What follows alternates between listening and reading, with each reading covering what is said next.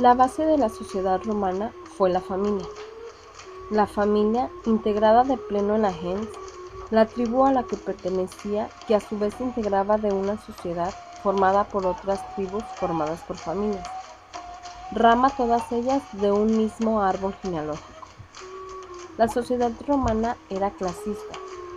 Había dos clases principales de ciudadanos, los patricios y los plebeyos. Los patricios eran los descendientes de aquellos paters que formaron el primer senado instituido por Rómulo, al fundar la ciudad en el año 353 a.C. Los plebeyos, que eran los demás, el pueblo como lo diríamos hoy en día. Todos los romanos pertenecían obligatoriamente a una gens. Si ya estaban inscritos en una de ellas, permanecían ahí hasta su muerte. Si eran libertos, esclavos manumitidos, a los que se concedía la ciudadanía romana, eran inscritos en el registro de tribus y se les asignaba una. Como hemos visto, los romanos tenían tres nombres: el praenomen, el nomen y el cognomen. La familia estaba también perfectamente reglamentada. Los romanos fueron un pueblo que amaba el orden por encima de todo, y en Roma todo estaba perfectamente ordenado. Cada unidad familiar constaba de un pater familias, o padre de familia, bajo cuya autoridad y tutela se hallaban la esposa, los hijos, los esclavos de su propiedad y los clientes, si es que la familia era lo bastante importante como para tenerlo. El pater familia. El pater familia era el dueño legal del hogar y de todos sus miembros. En una sociedad patriarcal típica de la antigüedad, él era el que trabajaba para sostener la casa y tomaba las armas en caso necesario para defenderla, y por tanto era la pieza sobre la que giraba toda la familia. Era él el que tenía la responsabilidad de dirigirla de manera adecuada a sus intereses, y no solo dentro de la propia unidad familiar, sino de la gens a la que pertenecía y a la que estaba unida por vínculos sagrados. El pater familia es la máxima autoridad familiar gracias a la patria potestad, por la cual es la ley dentro de la familia y todos los demás miembros deben obedecer sus decisiones. La patria potestad no fue solo un hecho jurídico reglamentario, sino, como todo en Roma, una consecuencia de la tradición que los romanos seguían por considerarla sagrada. Gracias a ellos, el pater familia tenía el poder legal sobre todos los miembros de su familia, además del poder que le daba ser su mantenedor económico o su representante ante los órganos políticos de Roma. La esposa o la matrona. La madre de familia se ocupaba de la casa, las pobres de lavar la ropa, limpiarla y hacer la comida, y las ricas de supervisar cómo hacían eso las esclavas. Cuando tenían hijos, debían ocuparse de las primeras etapas de su educación. Si el esposo se ausentaba, su palabra era ley dentro de la casa, tanto para esclavos como para clientes. La mujer romana tenía libertad para salir de su casa, para hacer compras, visitar amigas, asistir a los espectáculos públicos, a las ternas femeninas o a los templos. En el inicio de la República, la novia pasaba a la patria potestad de su marido, pero en menor medida que sus hijos.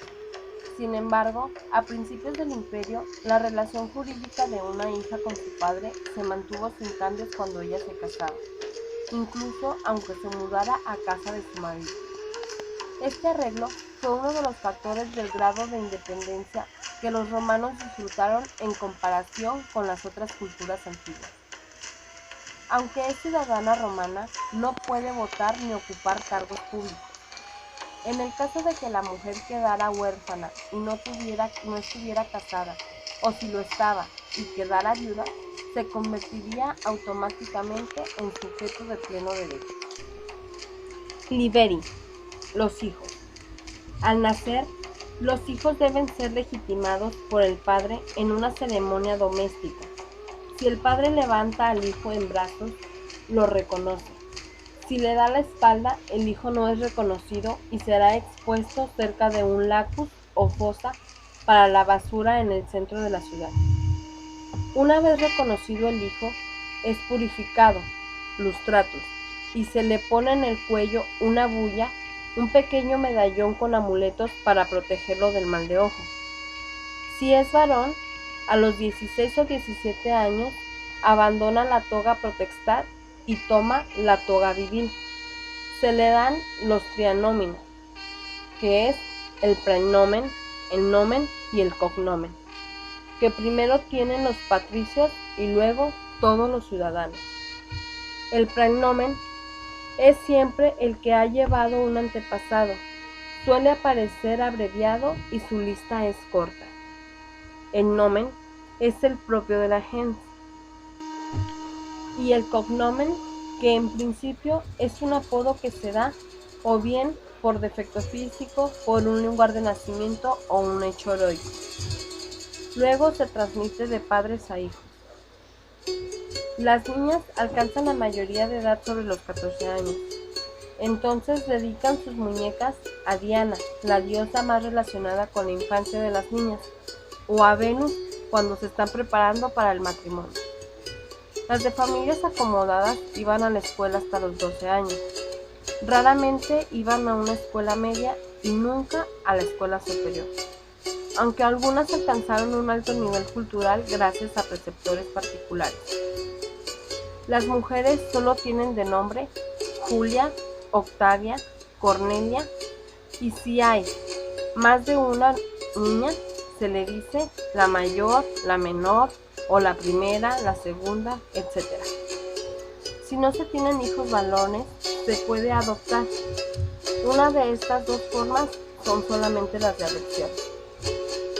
La primera, adoptio, que es la adopción de una persona que depende de otro pater familia, pasando totalmente a formar parte de la familia del adoptante. Y la segunda, adrogatio, que es la adopción de un pater familia por otro con todas las personas que dependen de él.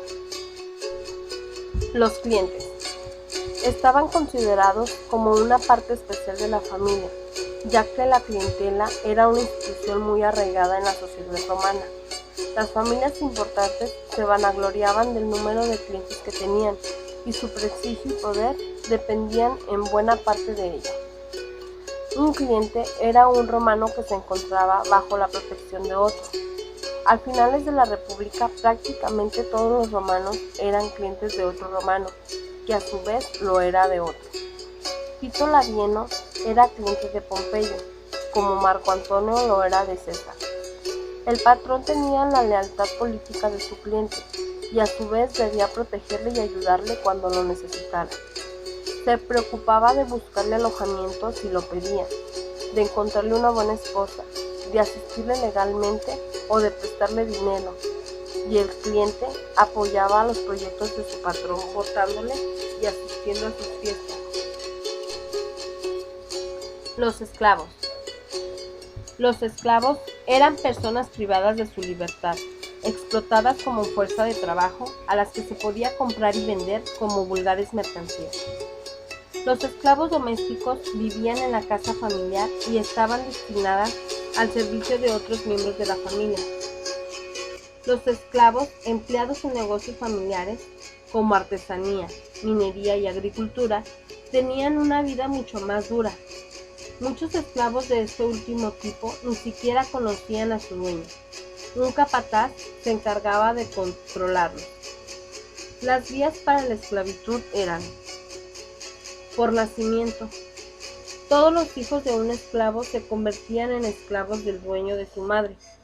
Los esclavos nacidos en el seno familiar eran muy apreciados por su fidelidad y recibían el nombre de Bernae. Por derecho. Los romanos subastaban como esclavos a todo enemigo capturado en el curso de una guerra. Por insolvencia.